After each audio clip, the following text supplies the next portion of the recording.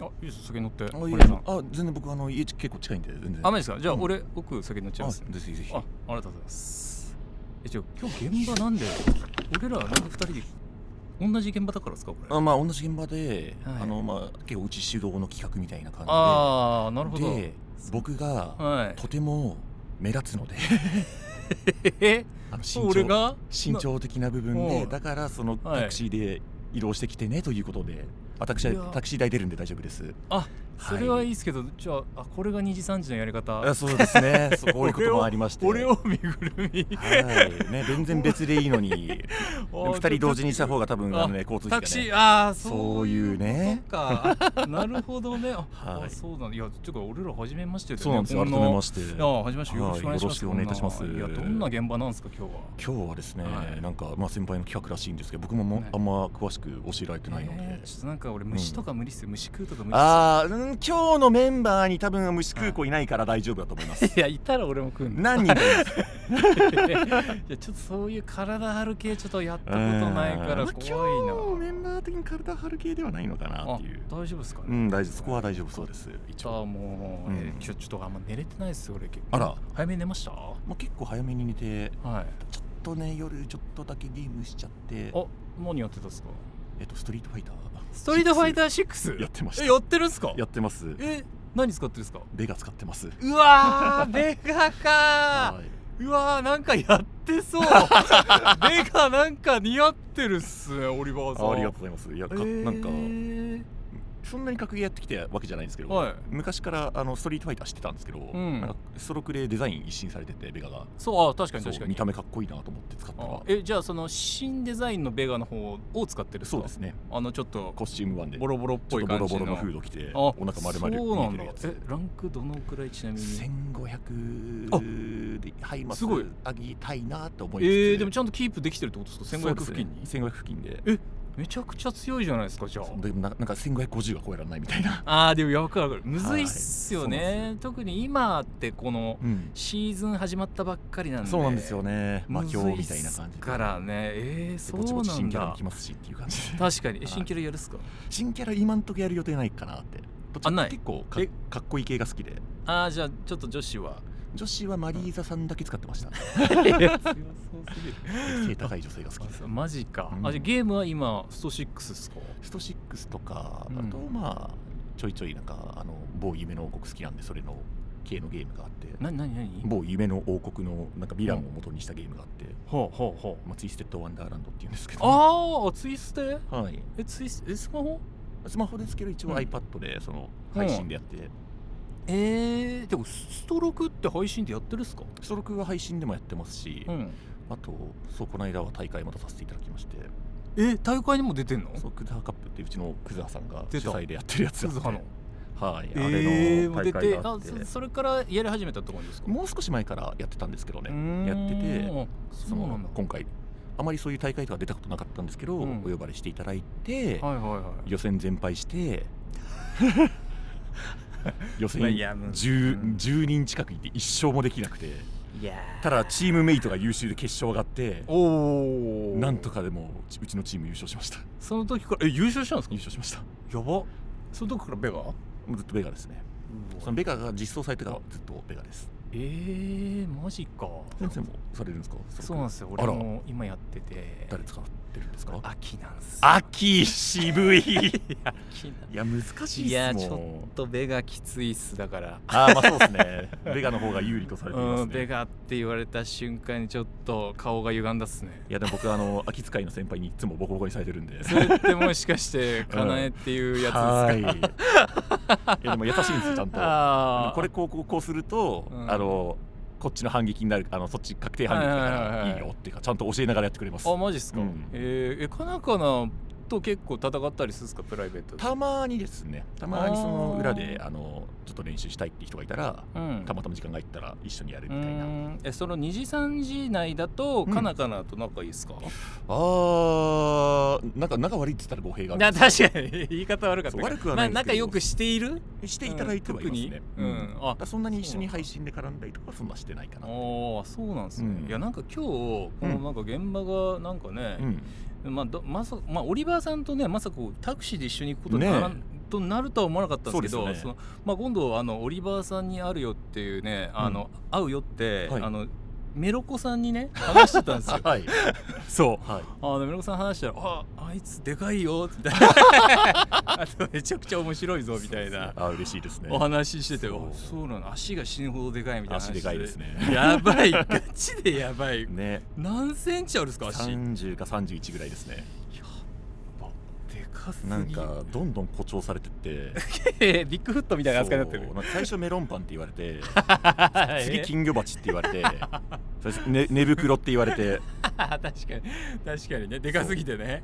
いややばい。だからスタジオとか行くと、スタジオの中にもちょっと何個かその収録スタジオがあって、僕いなくても会ってなくてもいるってわかるらしいんですよ。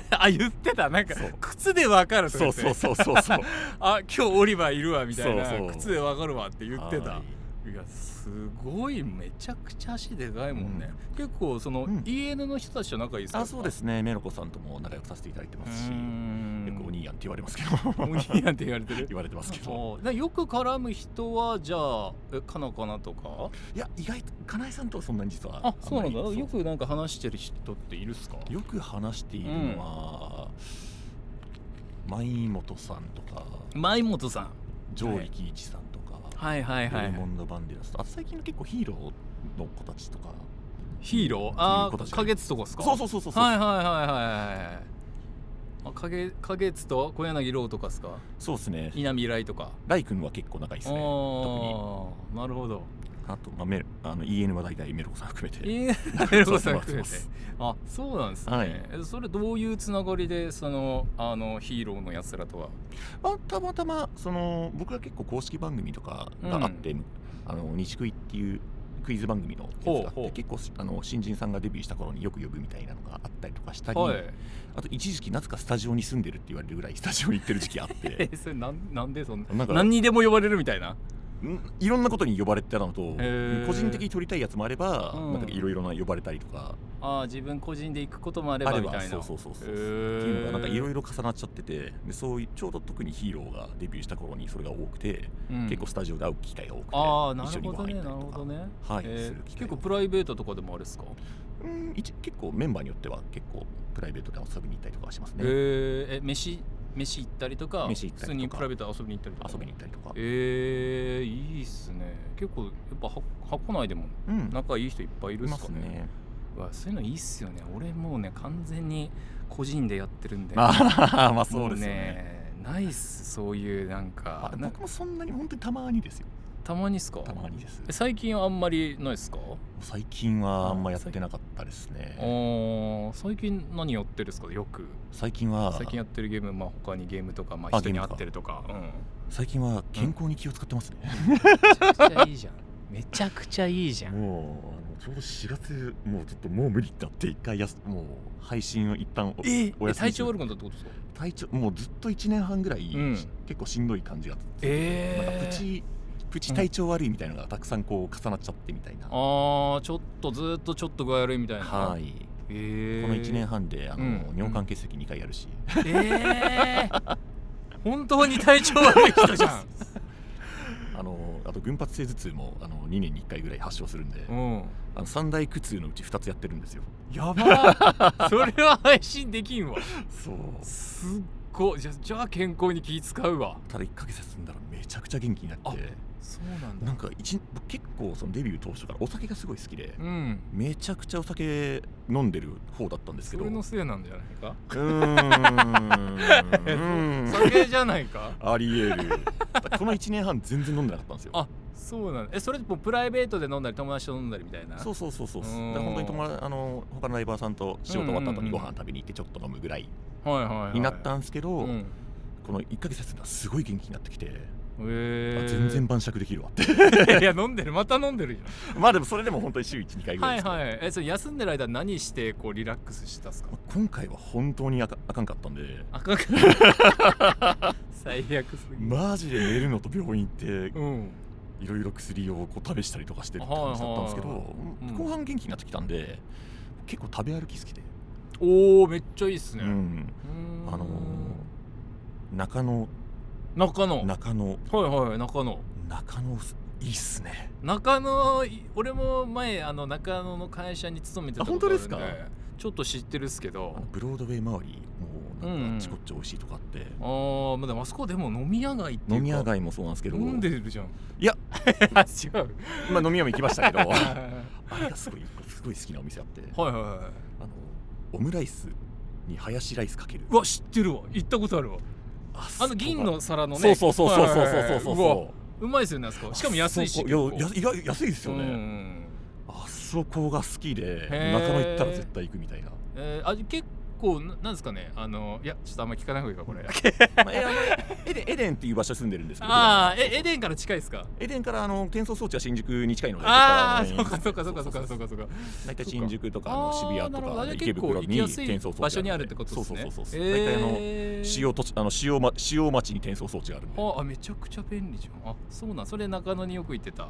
そうですね。俺中野のね、なんかね馬刺し屋さんがあって、ちょっとブロードウェイのメインロードがちょっと外れた右の方かな、右の通路とかにあるんですけど、そこの中ね駅地下の方にあるんですけど、そこ馬刺し屋さんがくっそ安いのにめっちゃ美味しいっていう。行ったことないから試してみたいな。そこねめちゃくちゃ良かったっすね。でも美味しい店いっぱいあるんだよな。あと安いんですよねあそこで。そうなんですよ。もうだからエデンからこっちに引っ越すんだったら中野住みたいなと思ってます。おおマジ？マジだいぶ好きっすね。めちゃくちゃ好きっす。いやでも確かに何ですか、体を休める期間中にね、そんな中野に行って、中野の良さを知ってたらもう、中野いいなみたいな。中野いいなってなりました。確かに交通の便もいいですしね。便もいいですよね。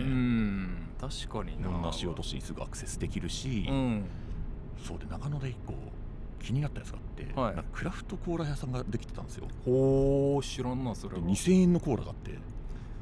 大丈夫なのかななんか大丈夫？いや合法それ合法。凍中仮想とか入ってるんですよ。いや健康に気使いすぎてわけわかんないとこ。漢方結構高いなんか漢方薬とかでなんか昔だと鉄鍋のジャンとかで見るような幻の食材みたいなやつがいっぱい入ってて、ちょっと試してみようと思ったんですよ。クラフトコーラです。コーラで漢方屋さんとかもあるしね中野。全然コーラの味しなかった。飲んだっす。試してみて。美味しいですか？なんかね甘い漢方って感じでした本当に。いやあんまうまくなさそう。でも体にはいいのかもしれない。すごい体にいい味するなってなりました。まあ確かに良薬口に逃がし的なね。漢方薬を炭酸にしてちょっと甘くした感じ、シロップ入れた感じだなって。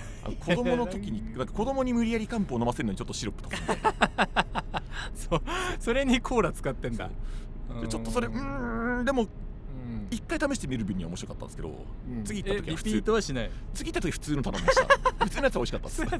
普通のオリジナルクラフトは美味しかったです。2000円のコーラなんか見たことない。ちょっと話のネタになるかなと思って。確かにそういうなんかじゃあなんだその1ヶ月期間中に体調良くなってきて、なんか個人的になんか体に健康を使うにあたって良かったことってなんかあります？ちょっとその少し前に寝具のお仕事をめっちゃいいいただいて、その時にオーダーメイドの枕と、うわーいいね。それに伴うなんか実はマットレスもちょっとなんか余ってるのがあるってもらったんですよ。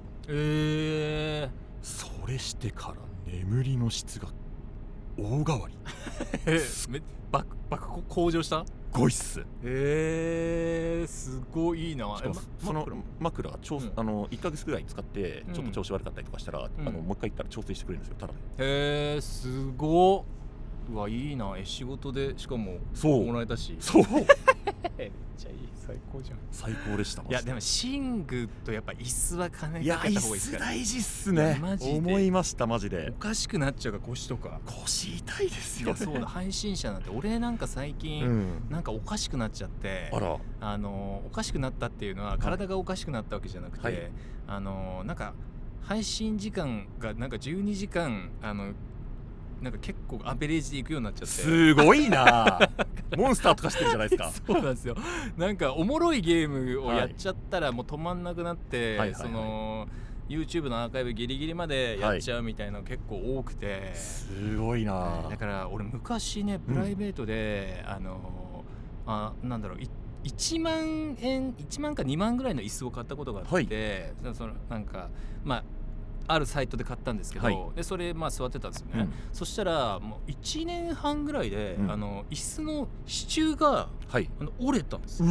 で折れてそのもうなんか刺さる形になってた。これ刺さったら死ぬだろうなみたいな。折れて下手したら転んだ瞬間背骨グサーだったじゃないですか。そうだからバンって倒れて、うわ、何と思って見たら、こんなトゲみたいになってて、それからもう俺は椅子って安いのダメなんだ本当にみたいな。ダメですよ。座り仕事してから余計に。いや本当にだからね、椅子と、寝具でそんなことはないけど、でもね寝具もねやっぱあんまりこう質のいいものじゃないのに寝続けてるとやっぱ体がおかしくなっちゃったりするかもしれないんで、なんか硬さとか体に合ってる方がいいですね。別に高い安いよりは。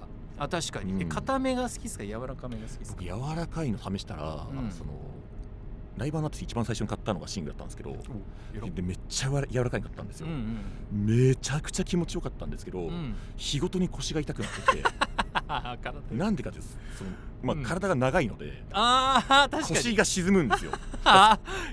腰沈んでるからそこに負担がかかるから、でその寝具メーカーさん行ったら、そうです、背高い人はどっちかというと硬めの方がおすすめですねって言われて。なるほどね。くの字みたいになっちゃうのかな。そうずっと腰に負担かかってるんだ。負担がかかってるんですよ。なるほどね。俺も最近なんか枕をネットで買って使ってたんですけど、なんかめっちゃ柔らかかったんですよ。でも柔らかくていいよっていう枕だったんですけど、でもなんかこう頭が全くこう固定されないんですよ、やばすぎて。だから俺もオーダーメイドの枕買って今使ってるんですけど、めちゃくちゃいいっすね。やっぱオーダーメイドってやっぱ自分に合った枕じゃなきゃね、ダメ本当に。枕はダメ、寝具もダメだし。なんか他に金かけてるとこあります？ここ金かけてるみたいな。洋服。マジっすか？服好きで。確かに。今日は結構これあれですか？いや言わない方がいいことでこれはでもそうですね。なんかいい服着てますよね。ありがとうございます。素晴らしい。ただすごいこういう、これ一応言っちゃうとハイブランドですけど、ハイブランドは結構あれでもうここぞという時だけに買って、あとはそういうところで気に入ったデザインとかをこう一般的なブランドで買ったりしてますね。最近一番高かった服って何円ぐらいですか？これ大丈夫かな？じゃあ口にはしないですね。確かにこれなんですけど、これ黒いやつ、目にかける。もう言ってるだけどっちかというと小物にお金かけますね。いやでも確かに大事。今日はしてないんですけど、今日はもうなんか初対面の方で結構普段いかつい格好とかもするんで。そうなんだ。今日はじゃあ結構柔らかめラフめな感じで来ました。そうですよね。確かにいかつめ言ったら今日は結構ほらいつもの配信スタイルみたいな感じで来たんですけど、私服の時は結構指輪とかごっついこんぐらいの大きいやつが。なるほどね。結構アクセサリーに金かけるケース。そうですね。そうただその代わり1個気に入ったらそれを結構長いこと使い倒しますね。なるほどね。そっか。じゃあこう手につけるやつとかでも結構やばいやつある。そうですね。そこまでさっき言ったような金額ではないですけど、合計両手合わせて5個以上つけてる時あるので合わせたらそんぐらいなのかなっていう。そんな好きな小物。でもいいっすね。後輩に人殴るんですかって聞かれますメリケンつけてんじゃないかみたいなレベルのやつつけてるんで。でもその服を結構お金かけるっていうか、そういうじゃあ結構外出するってことですかね。そうですね。1日1回は絶対に外出ようとか。うわ健康面でも健康面でもあと単純に自分が物臭なんで、備品を家に置いとかないんですよ。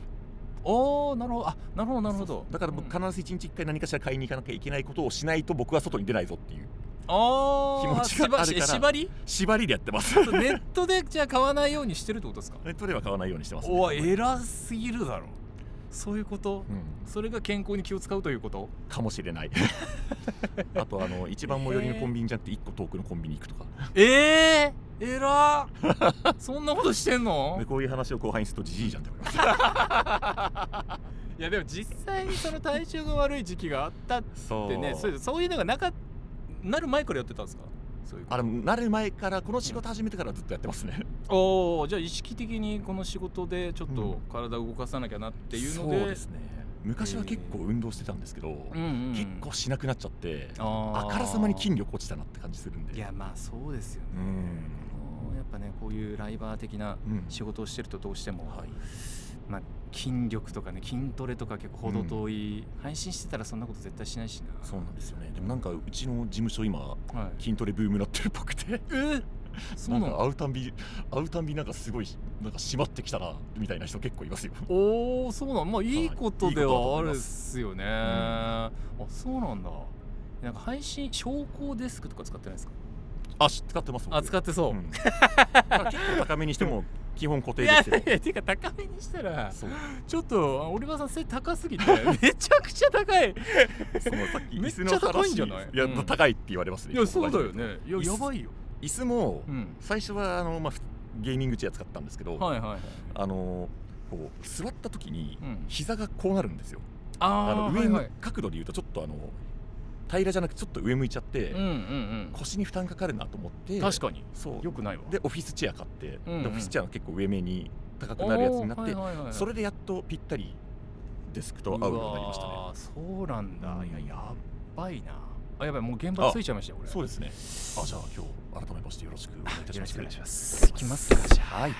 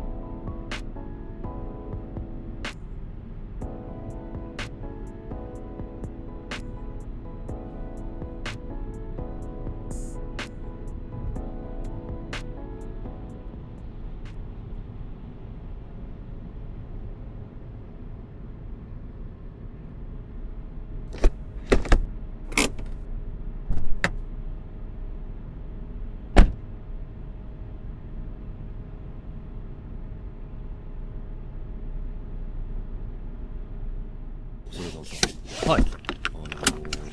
運転手さんで面白い人に当たったことあります？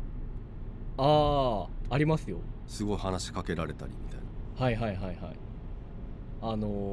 今までに載せた芸能人で嫌なやつだった人の名前を言ってる人がいる。吹聴しまくってる人。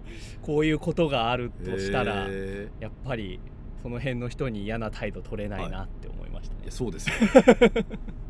僕は運転手さんで、いやタクシーもねこれから変わっていかなきゃダメなんですよっていうすごい熱い人に当たったことがあって、やることはね目的地に届けるだけなんですけど、やっぱりサービスってもんがあると思うんですよねって言って、すごい話しかけられました。めっちゃ話しかける方いますよね、たまにね。でもお話が好きっていうことなのか、暇なのか、なんかどっちなのかなと思いながら。わかる。でああいうタイプの人って、はい、まあ、全員じゃないとは思うんですけど、こっちから話を振ると急に冷たくなる、はい、なるはい、なんかそうなんですね、なんかじゃあこの辺でなんかおすすめのなんかお店とかってあります？どうですかねって自分の土俵でしか話してくんない用意してた範囲だけなんだみたいな、お互いの会話とかじゃなくて一方的にこう伝えてくる場合が場合によってあって僕の話した人はやっぱ、はい、熱い気持ちを持ってる人なんで、じゃあなんかどうしていくんですかとか話してたら、いやもう僕はねって言って熱く話した後に、アメちゃんくれたりしました。いいですね、いい人だ。ホスピタリティが行き届いてましたけどねなんか毎回一緒にタクシー乗るたびに、はい、タクシーあるあるを言うやつが定番化してしまいました、ね、タクシー乗るとそういう風な体に今なってしまっててね、はい、別にこんなの義務でもなんでもないのに日頃なんか別にタクシーに限らずですけど、はい、メモったりします？このネタあったなみたいな。なんか一応メモ帳みたいなのはあるんですけど、はい、でも大半書かないうちに忘れちゃったり多いですね。リズムさんどうですか？いや僕も忘れちゃうんで書くようにしてるんですけど、読み返してもなんだこの単語の羅列はみたいなのとかも結構ありますね。そういうのがきっかけで何か作るのに役立ったりとかってあります？メモから。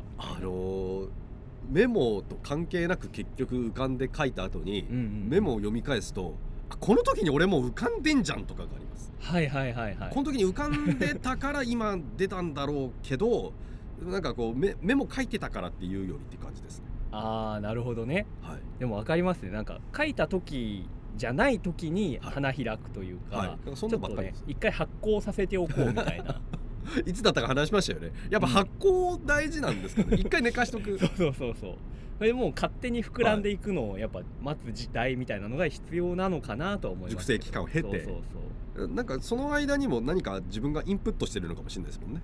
確かにね、はい、でそこにちょっとこう注ぎ込んでアウトプットしてっていう。リズムさんって、はい、生活サイクルって今どういう感じなんですか？だいたい明け方6時ぐらいに寝て寝てはいはいはいはいお昼13時ぐらいに起き、だらだらし食事をして、で YouTube を見、だんだん体が起きてくるのが20時頃で、場合によってはそこから YouTube の配信をし、YouTube の配信がない時はシナリオなりなんか書き物をしで、気がつけばまた明け方5時6時っていう感じです。無職、それだけは言っちゃいけない端的に2つの言葉でまとめないでください僕をちゃんとね職はあるんですもんね。いや、配信をちゃんとしてるから。でもあれですね、履歴書には確かに無職って書かなきゃいけないかもしれないいやちゃんと履歴書にも活動履歴書けますよ。活動履歴は書けるか個人事業主って書いてよければ書きますけど。個人事業主ですよ、ちゃんとね。それはそうか。もう6時に寝るサイクルはもう勝手にそうなっていった感じですか？ちょっと今もう体がそうなってますね。これが言い訳なんですけど、配信者って人たち、人のせいにするんですけどはだいたい遅いんですよ。活動がもう本当に9時ぐらいからが配信ゴールデンタイム。確かにね、それに合わせてたらだいたい配信終わるのがもうてっぺん回ってて、でそこからちょっとなんか書き物残りの仕事ってなったら、なんか必然そうなってました。そうですよね、でも中にはいるじゃないですか、なんか自由業なのに妙に生活サイクルがしっかりしてるジムとか行ってる人でしょ。そうジムとか行ってないんですか？ジムパーソナルジム通ってたんですよダイエット何回目かの時に、そしたらその人が実家帰っちゃってパーソナルトレーナーさんがいなくなったから、最近はサボってます。じゃあしょうがないねみたいな活動しっかり運動とかそれこそお散歩とか。散歩はまあしてますけど、それ以外は特に目立った運動はしてなくて、で寝る時間は一応会社員でもあるので、午前中には起きれるっていう感じですけどね。じゃあもうてっぺん回るか回らないかぐらいで寝てらっしゃる？いや2時半ぐらいに結構攻めてます。まあでもそうか、出社なんか午前中の中でも遅めっておっしゃってましたもんね。そうですね、9時半に起きれば全然会社間に合う。結構じゃあ余裕があるのかっていう方かなっていう感じではありますけど、もしでも会社勤めじゃなかったら終わってたと思います、いや日によって寝る時間違ってただろうな。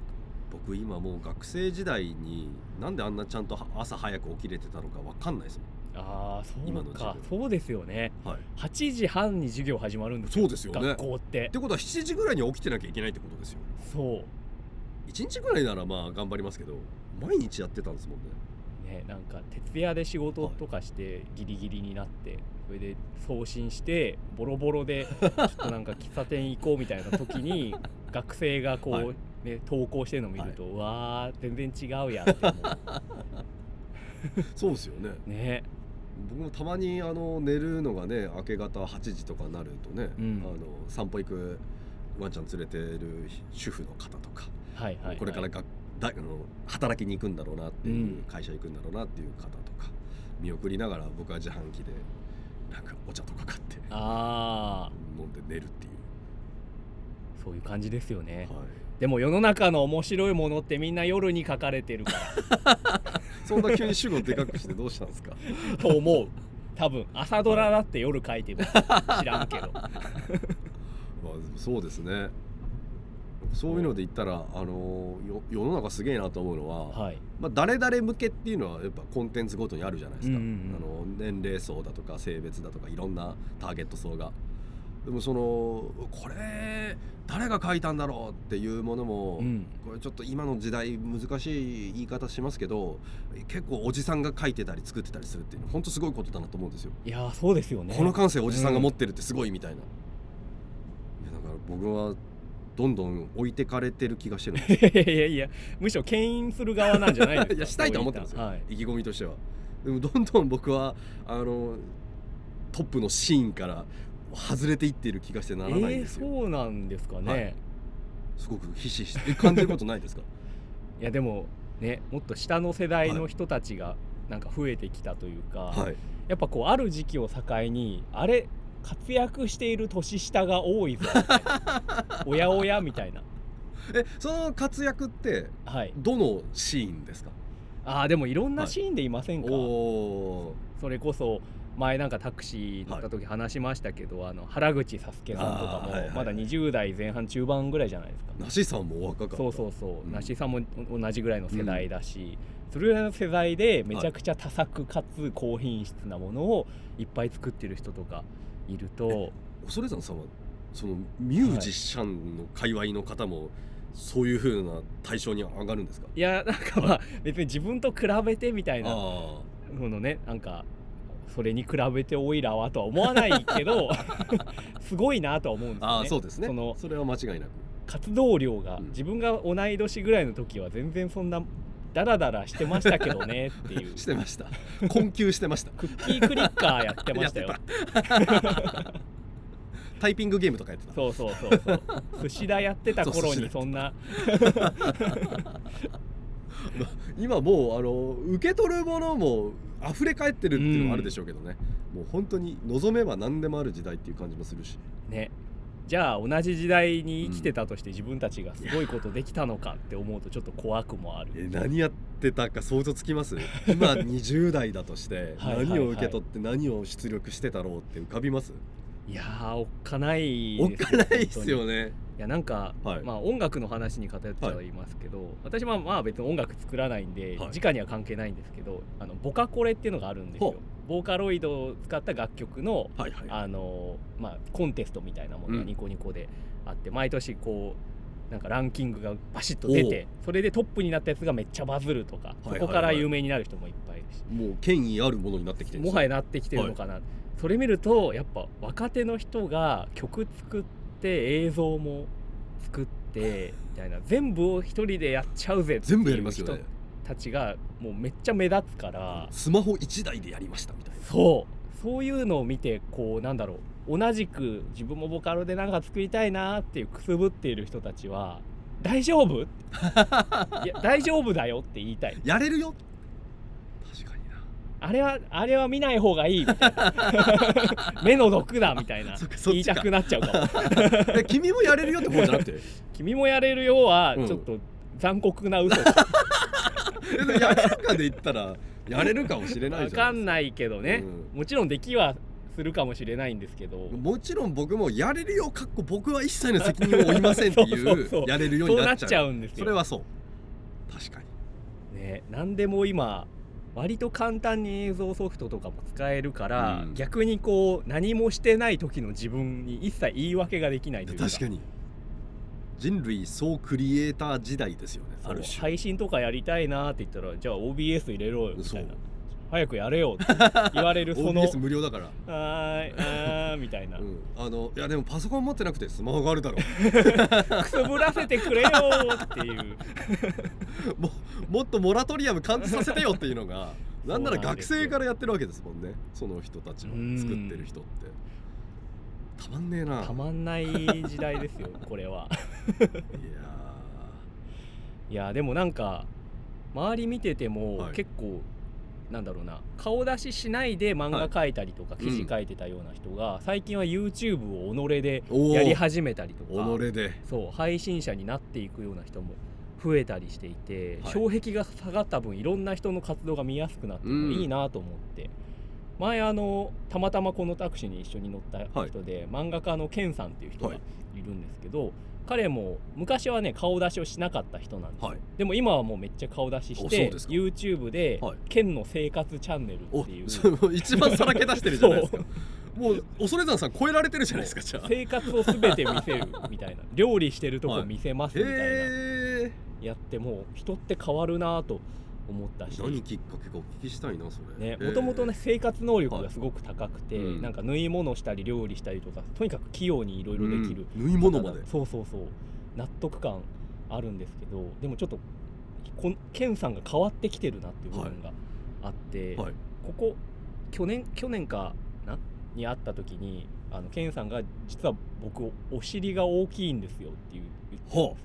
それでなんかみんなで本当にって言ってちょっと立ってって言って人と並べたりちょっと触ったりしたら、明らかにお尻が大きくてアメリカのセクシーな女性ぐらいそうで、なんか触り心地も低反発枕なんか西川のエアーみたいなすごいぐっすり寝れそうなぐらいの。でケンさん、あなたすごいですよ、逸材ですよと。もっと見せていった方がいいですよいやそれはなんか動画とかでもっと見せた方がいいですよって言ったら、なんかね後ろを向いて料理する動画増えてる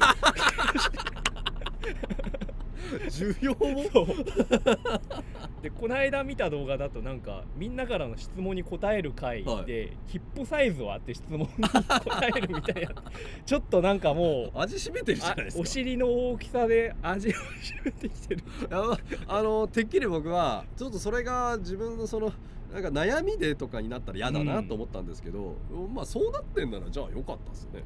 そうなんですよ、もう自信がついて、でもこのままだとどこへ行ってしまうのかちょっと不安になってきちゃって、漫画業もされてんならいいんじゃないですか。漫画も描いて、お尻も見せてちょっと今もうそこまでしなきゃいけない時代ですかそんな時代じゃないはずなんですけどね。何でもできる人たちがね。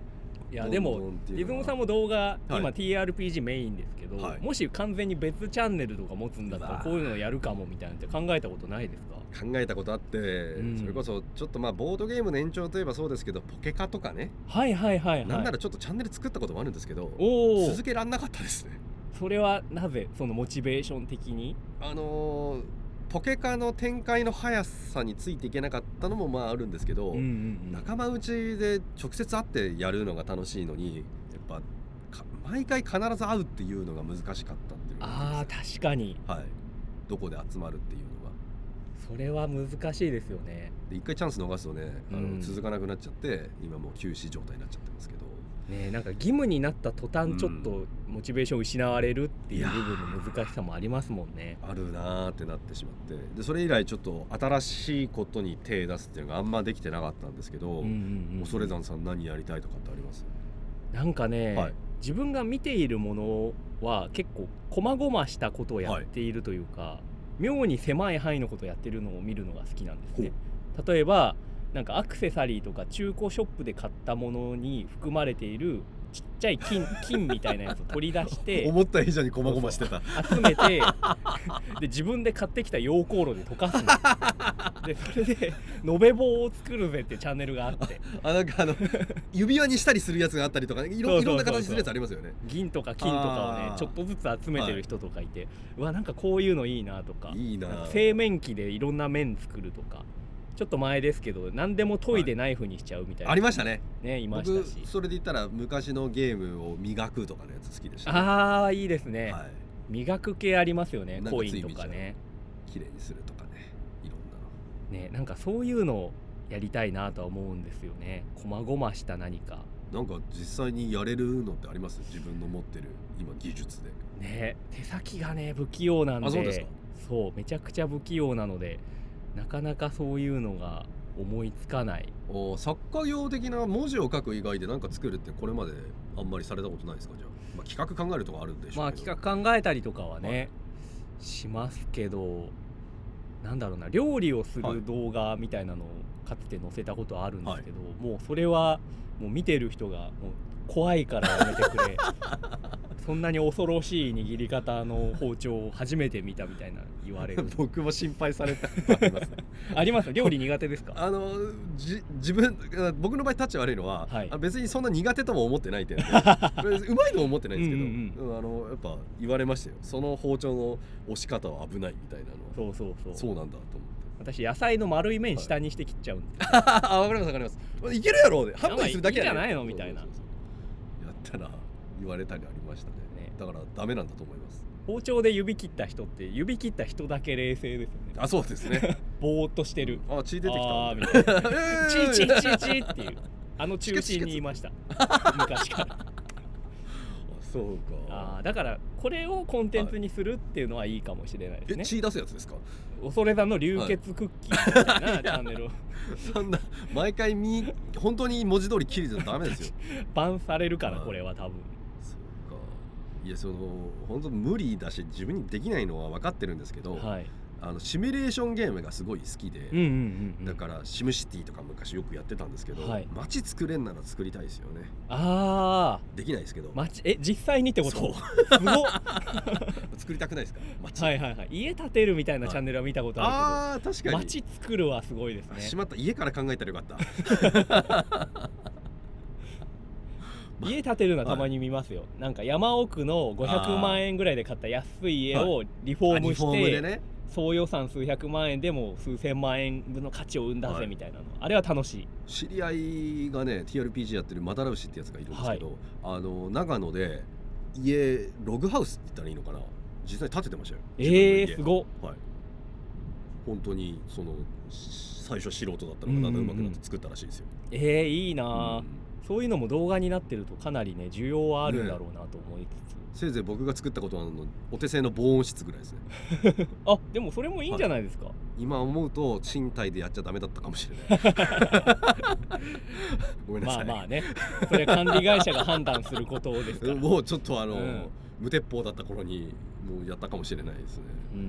私も前住んでたマンションは、なんかネット回線引くときによくわかんないで「はい分かりました大丈夫です」って言ってたらなんか工事が始まって壁に穴を開け始めた。あれ許可必要なんですよね。あれでそうなんですよね。それはもう引っ越したしちゃんと解決していますけどね。僕も退去時点でなんか特別なあれがなかったんで、損傷とかなかったんでね。大丈夫じゃないんでちゃんと確認を取んないとね。本当は確認取ってください。なんかそういう普段見ているチャンネルとかってどういうのがあるんですか？いやこれがもう職業病ですけど、人のやってる TRPG めっちゃ見てますね。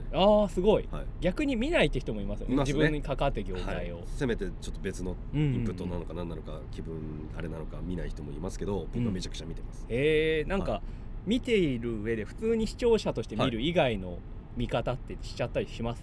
いや一番厄介な見方してますよね。それやっちゃうかみたいな厄介だ。一番厄介ないてほしくない視聴者の自分としてもだから本人には言わないですよ当然。そうやってる方たちには見てるとも言わないし、文句つけるとかも一切しないで、でも全ての TRPG 配信を見てます。なんなら全然知らない人のも TRPG 見てますね。すごい、はい、そんな見てる人結構珍しいんじゃないですかね。いないと思いますね、こういうのやってると、はい、分かってるねというかすごいねみたいなのってあるんですか、はい、TRPG 動画。TRPG ですぐにこのなんかこう手腕を見せつけるあれっていうのは、ゲームマスターという進行役の人が話すんですけど、その進行役の人があんまり喋ってないやつが腕前あるねって思います。気配消してる方がむしろレベル高いんだ、そうですね。確かにでもそうかも。あんまりいっぱい説明してると、その人の話を聞きに来てるわけでもルールを聞きに来てるわけでもないんだけどなってなっちゃう、その配信者目線だと。はいはいはい。なるほど。警官が暇な街の方がいいみたいな。そうですね。気にならない方がでもそのいざ事件が起きた警官がこうペペペペってくるとかっこいいし、そのメリハリが効いてるとこの人はうまいって。わあ面白い。その視点は確かになかったな。当然普通ね YouTuber はその人らが見に来られてるんで、その YouTuber の人が目立った方がいいんですけど、TRPG でどうしてもコラボになるんで、その誰か初めましての人とでもその人をこうスポットライト当てて、でこんな面白い人なんだってライトアップして自分もたまにそこに出てきてっていう、なんかそこをうまいことやれてるかだと思います、ね。なるほどな、TRPG って基本的にそのアドリブで進むわけですけど、即興が多いですね。でそれをその動画にまとめていく上で、そのカットでこうテンポを良くしていくことによって、でも逆にそのアドリブでグダグダやってた楽しさみたいなのが消えたりっていうのはないのかなと。あると思いますね。難しいですね。グダリがおもろいのにもあると思いますからね。そうですよね、そのやってる時の楽しさとやっぱ見る時の楽しさって同じようで違うじゃないですか。違いますね。これ多分ね編集する人ごとに美学がいろいろあるんだろうなとは思うんですけど、TRPG に限らずだと思うんですけど、これ企画でもその何気ないやり取りのツッコミとか、あえて言うならメタ的なこと、企画に乗っかってる時とオフでなんか笑ってわははってダラダラやってる時と、これをどこまで残すかって結構一緒だと思うんですけど、なんかおもころ的にはどうっていう方針あるんですか？そうですね。全部見せるとか結構細かくカットはしている方だとは思うんですけど、なんかこうあえて誰も何も言ってない間を残してもらったりみたいなことは多いかもしれない。それ沈黙が面白いからです。そうですね。なんかそのどうしようもない、なんか誰もうまくいってない時みたいなのもあえて残した方がいいんじゃないかみたいなみんなどうにかしたいと思ってんだけどなんかってなった瞬間、それもでもちゃんとドキュメントだから残そうってですよね。空気締まる瞬間ありますよね、いやそうでもそういうのを使ってほしくないメンバーがいてそういうやつの使う最低な作戦があって、使ってほしくないなってなった瞬間に絶対にネットに流してはいけないことを言う連呼する物理的に流せなくするっていう最低。じゃあ完璧な口から音源でディズニーの曲とか歌えるようになったらいいかもしれないですね。確かにね美しく回避するためになんかジャスラック的に引っかかりそうなことを歌うみたいなそういうのも全然ありだと思う。いやよくないんですよいややっぱタクシーいっぱい乗ってるから良くない話もできるようになってきた気がします。確かにねこの良くなさにやっぱノウハウが詰まってるっていう部分ありますよね。下手したら炎上する時代だから良くないのが面白いんだけど、良くなさすぎると良くないっていうのが良くないんだけどそうこれ難しいですね。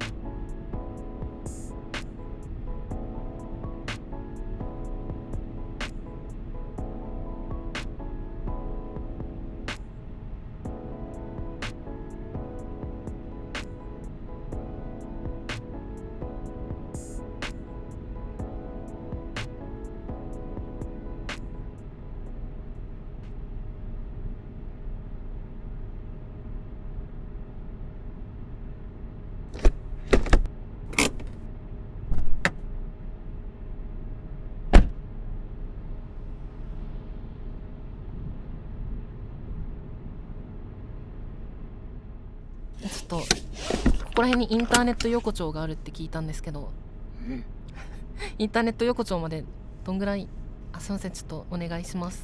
お願いします。よいしょ。インターネット横丁インターネット横丁、インターネット横丁はいいんですけどタクシー久々に乗りました。タクシー確かにね、普段あんまり僕は乗んないかな。乗らないですか？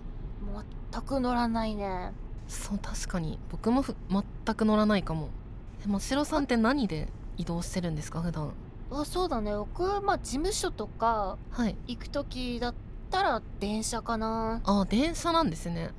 うん。意外。結構時間かけて電車で行くね。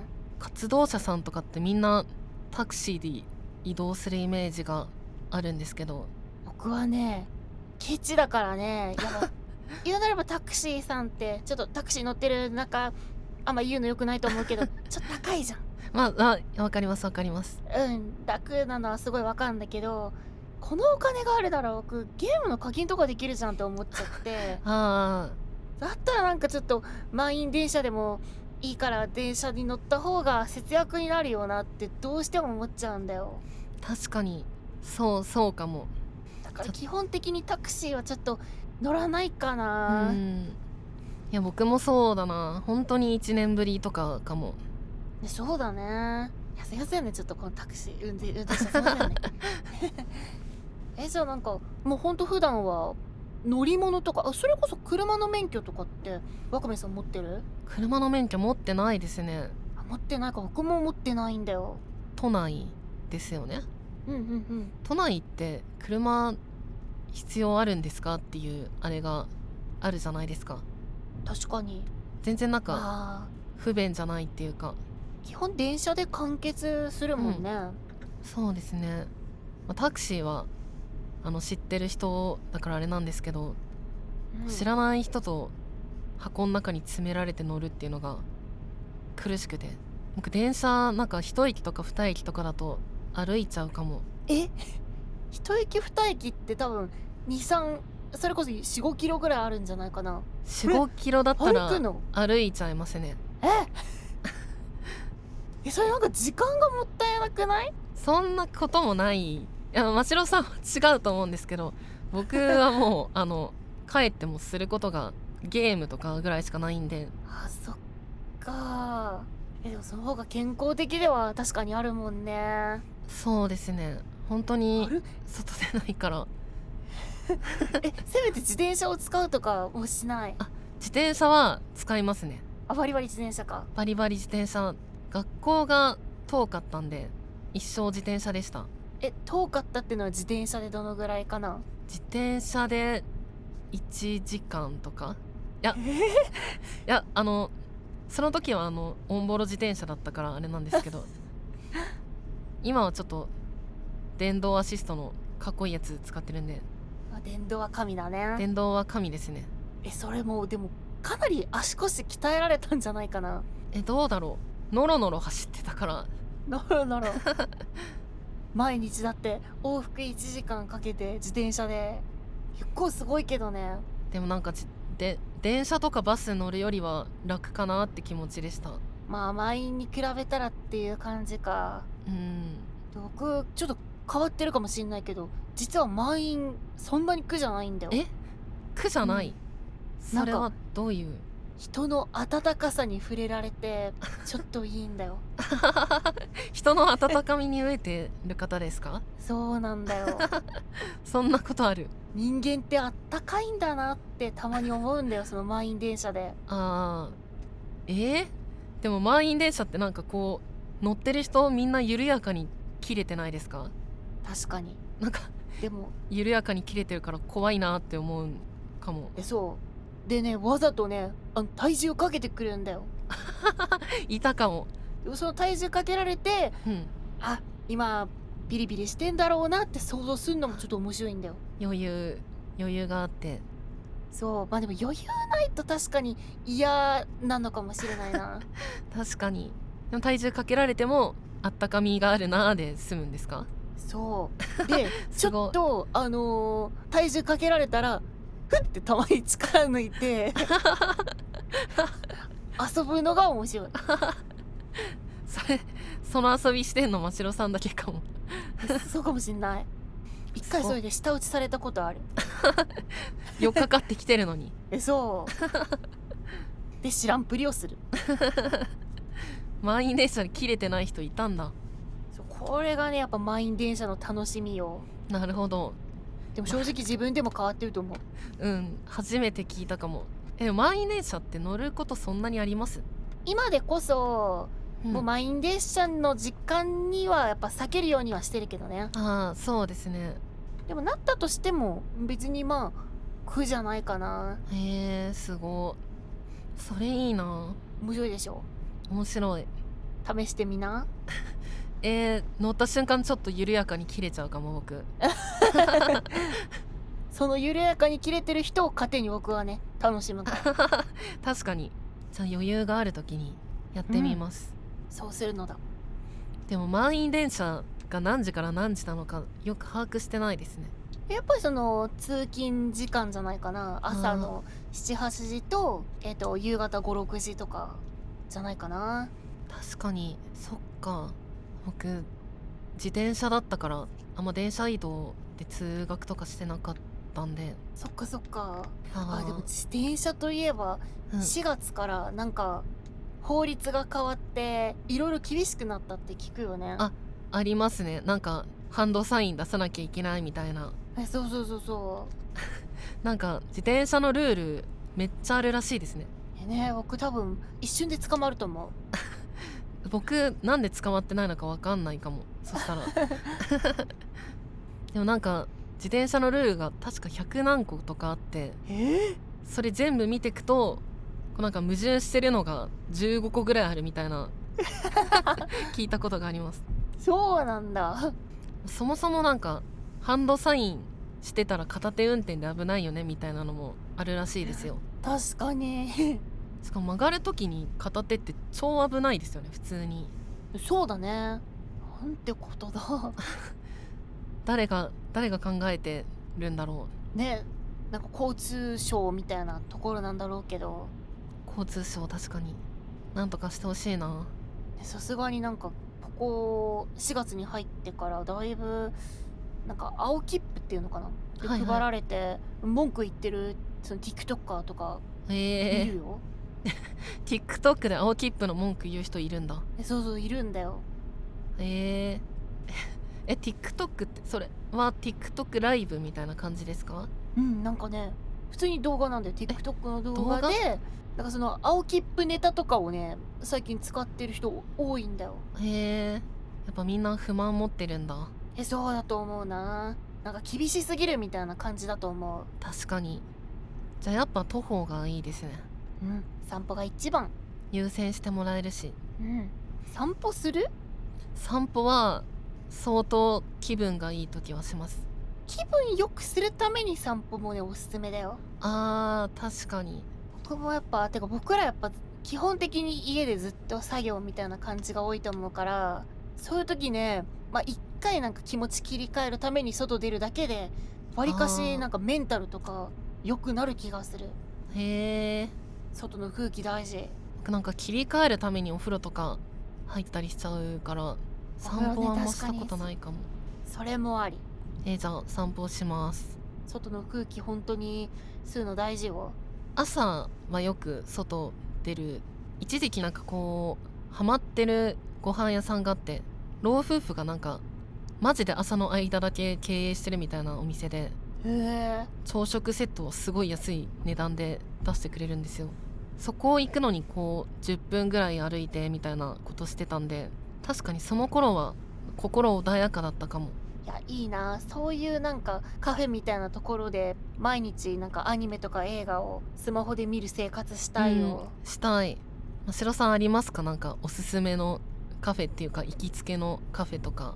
今はないんだけど、前住んでた時は住んでた家の時はねファミレスのデニーズそうデニーズ当時24時間やってて、それでもう深夜とかから入ってもうドリンクバーだけ注文してでひたすら紅茶とかコーラを飲みながらもう映画を見るっていう生活を送ってたことがあるんだよ。これ最高だったね。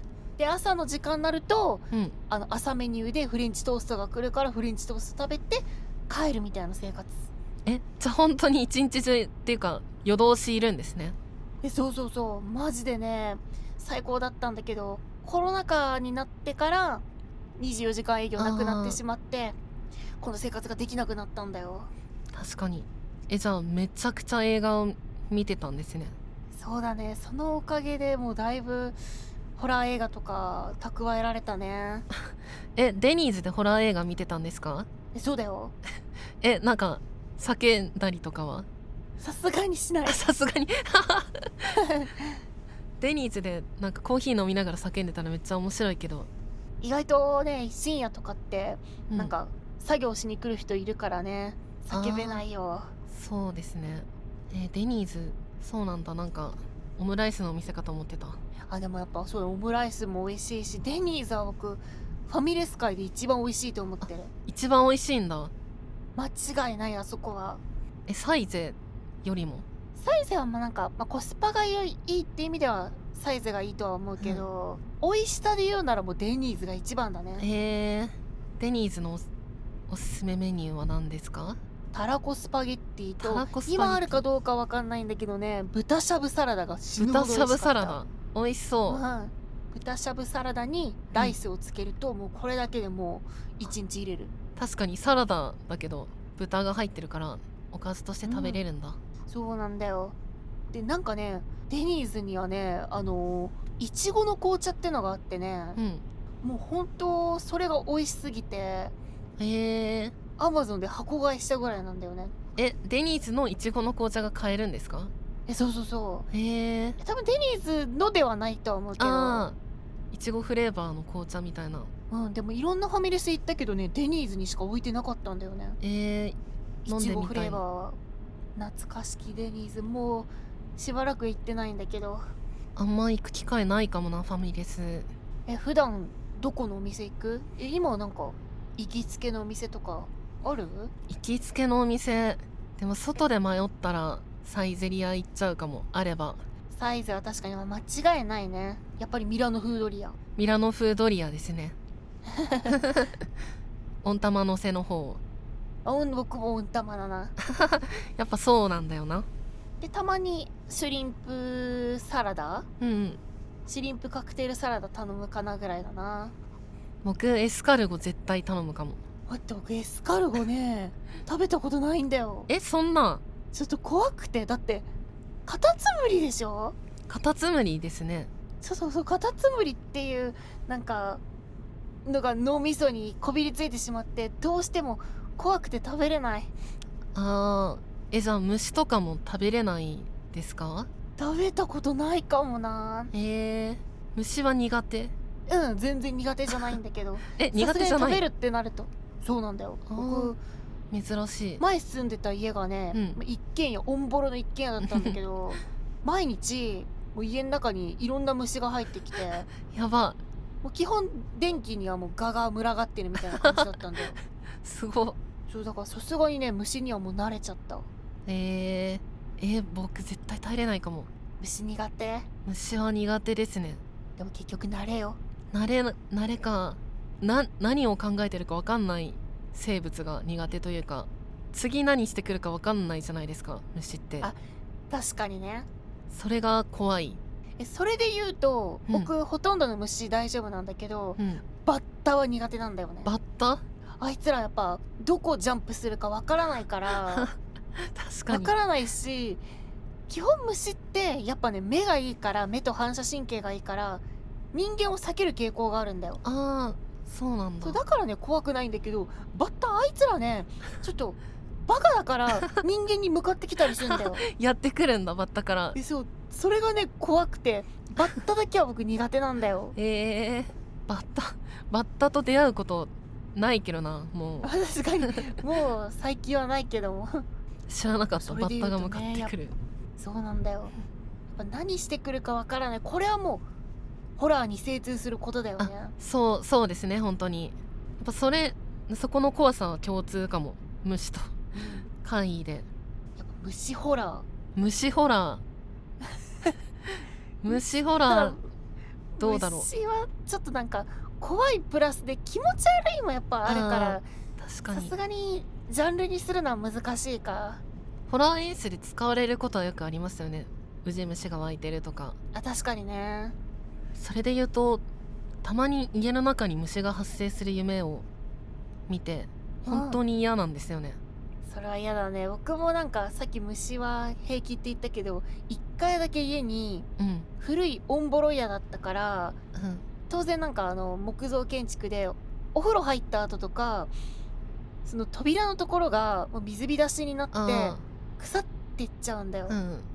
で1回シロアリが湧いちゃって、しかも本当にとんでもない量のシロアリが。やば。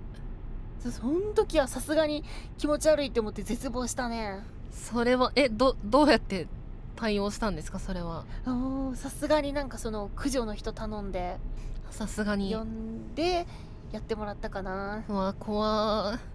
大量なのも嫌ですね。そう虫ホラー虫ホラーでもなんか映像の中だったら大丈夫です。いくらでも。僕も映像なら何でも大丈夫かも。グロでも。確かに。なんかでもグロでもなんかありますよね。こう指折ると骨折、なんか骨折系は嫌だみたいな。なんだあれ、想像できると嫌ってことですか？そうだと思う。包丁とかでグサーみたいなグロは全然平気なんだけど、紙とかで指を切るみたいなそういうやつはうえーってなる。確かにそうかも。でもそういう映画見てるときは、そっちの方が嬉しい。グエーってなりたいじゃないですか。いや、そればっかりはなりたくないかもな僕は。そうなんだ。それは平気なんだ。それは平気。こうなんか絶対自分に干渉してくることがないっていうか、虫が映像の中だと平気もそうなんですけど。なるほど。だから僕虫食べれますよ。一回なんか虫アイスみたいな食べました。虫アイス？虫アイス。どこで食べたのそれは？いろんなジビエとかが置いてあるお店があって、そこで食べたけどなんか普通に美味しかったですね。美味しい。なんかでも仮に美味しかったとしても、その想像しちゃってうえーみたいな感じにはなんなかった？なんない。全然なんかもうだって動かないじゃないですか。すごい。なんかまあ勝てればいいってことですね。勝てればいい。ちょっとさすがにそれは僕はもうあれだな、考え方逆かもしんない。じゃあ虫食べに行きましょう。いや、そうちょっとまあなんか企画としてならいいかもしんない。でも僕ちょっとなんか意外と芸人気質みたいなところあって、カメラが回ってるなら何でもできちゃうタイプの人間で。ただプライベートでは絶対にごめんだね。そっか、じゃあ虫はダメか。いや、撮影しよう。確かに。そう、撮影するなら何でもできる。じゃあ虫食べ動画やろう。ちょうどここら辺に虫の食べられるお店があるので。待って、ちょっとさすがに準備できてないって。今から降りましょう。ここら辺で。